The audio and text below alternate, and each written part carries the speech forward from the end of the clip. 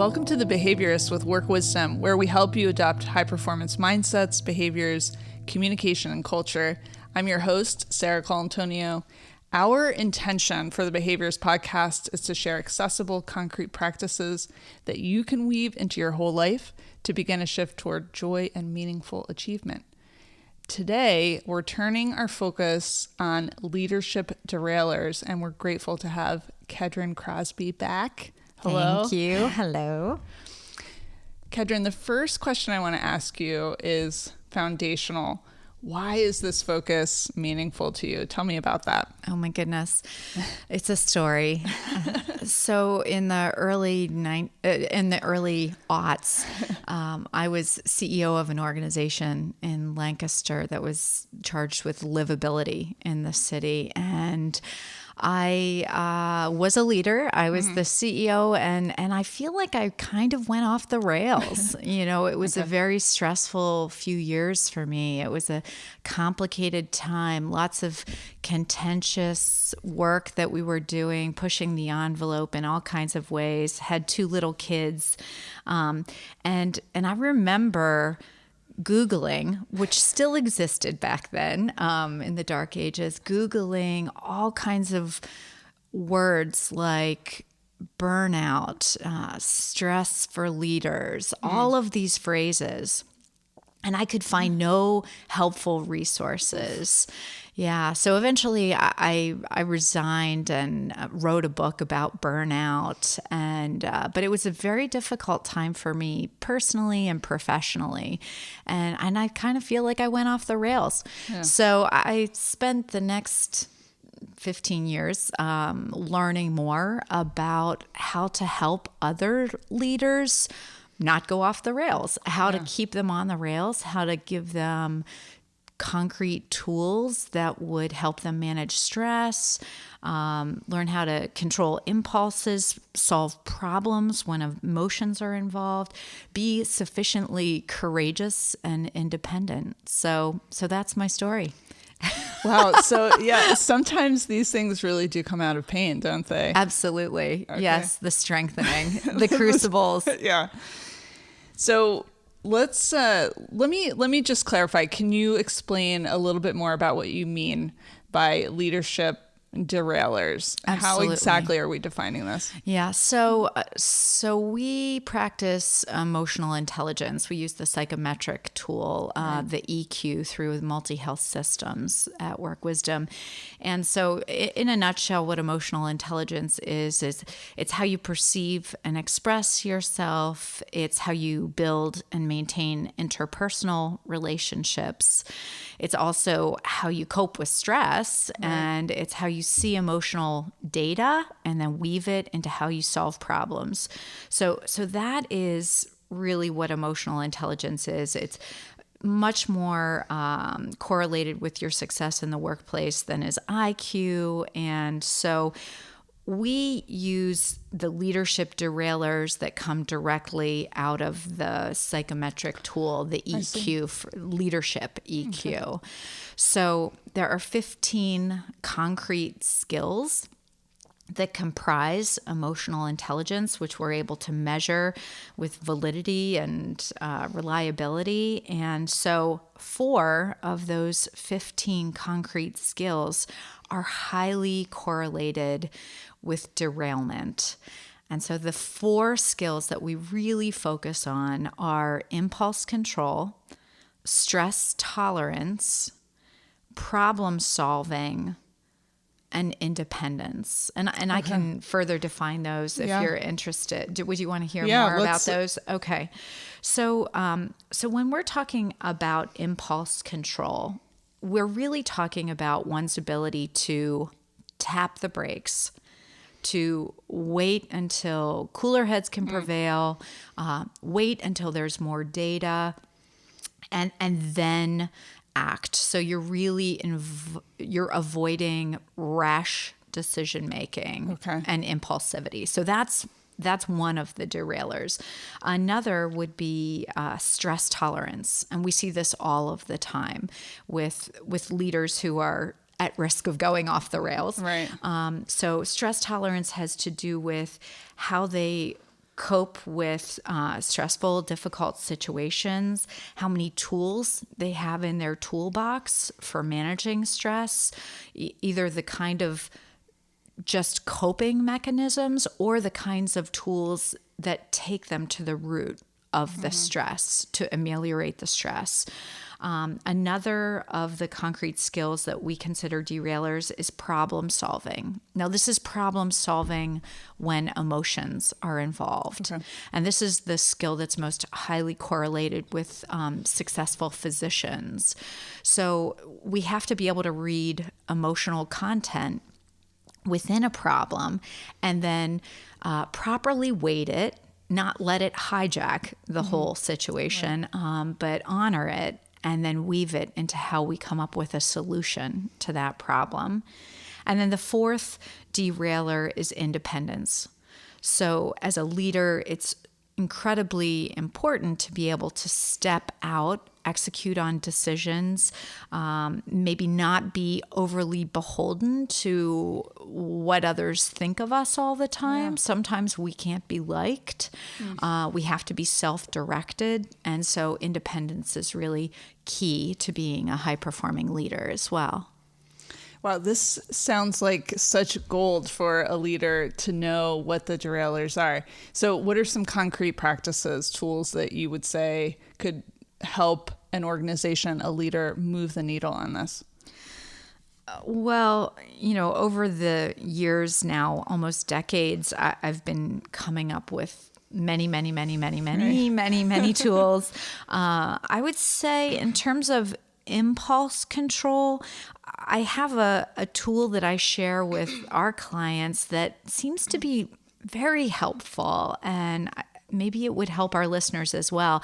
It's simply this idea of tapping the brakes. Yeah. So it's and I teach people to use their foot to pretend that they are tapping the brakes, whether they're in a meeting and they're about to say something that feels impulsive. They can tap the brakes with their toes. Using the pause practice in order to not press send on that email that might send them off the rails, not say the thing in the meeting that they will regret forever and ever. Yeah. So I would say that's a concrete practice around impulse control, physically tapping the brakes with your toes. Nobody has to see it. It's under the table. Using the pause practice.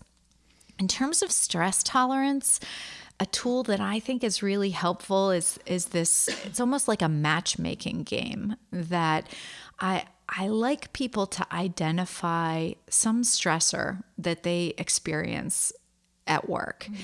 And once they have named that stressor, I also like them to think about what tool they have in their toolbox that mitigates that stress.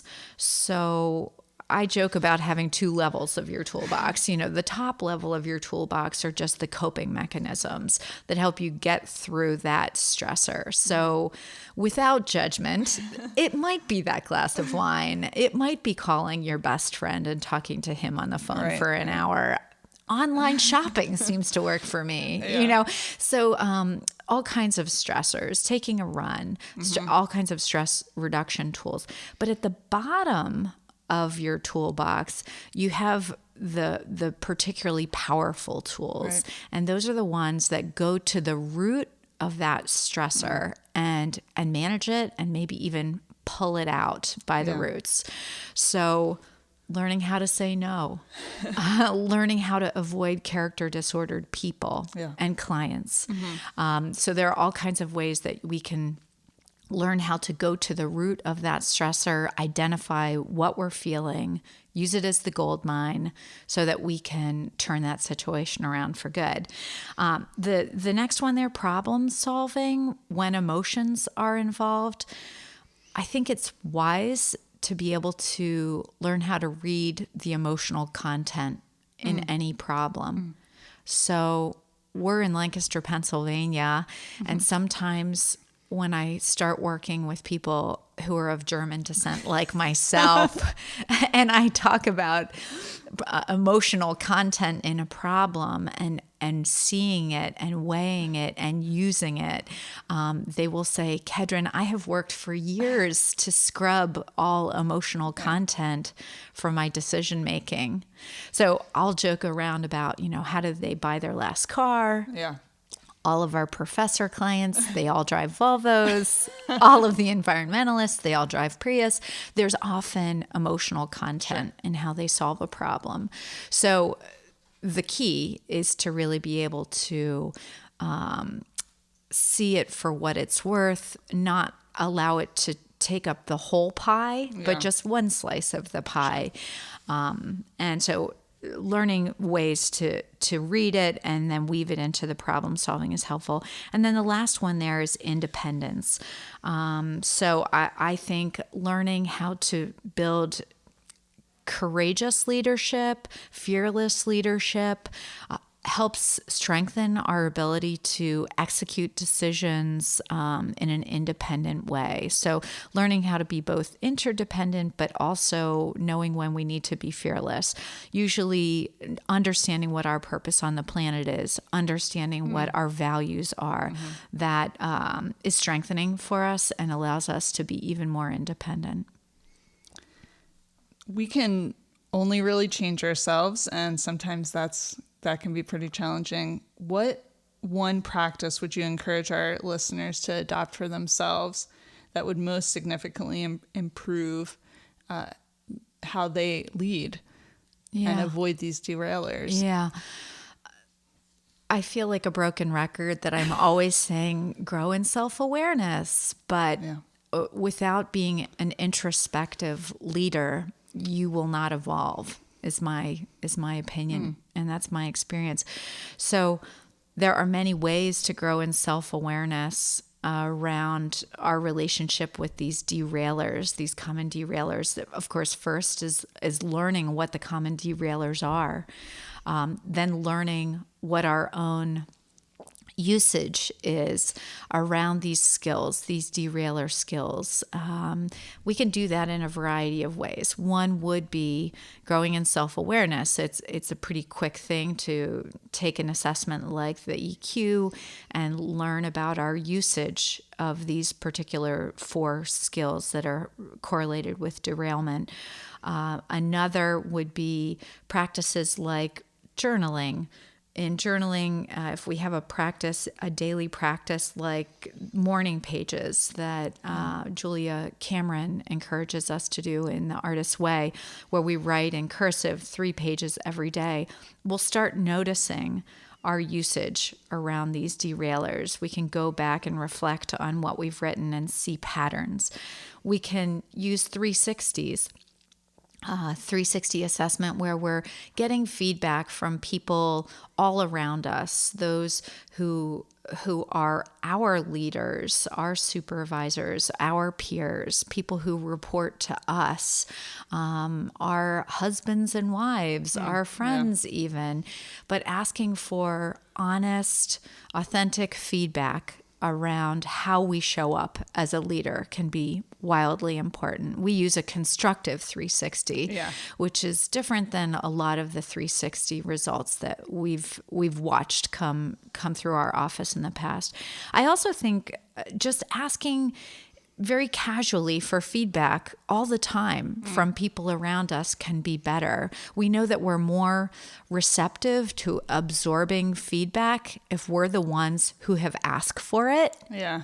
So I think it's best, maybe rather than hire some firm to come do a 360 on you, what if you could create the kind of psychological safety in your organization where you can say to your peers and your boss and your direct reports, hey, how am I doing on this? Do you have any advice for me about how I could show up even better in terms of my decision making, how I could improve? What am I doing well already that I should really just expand?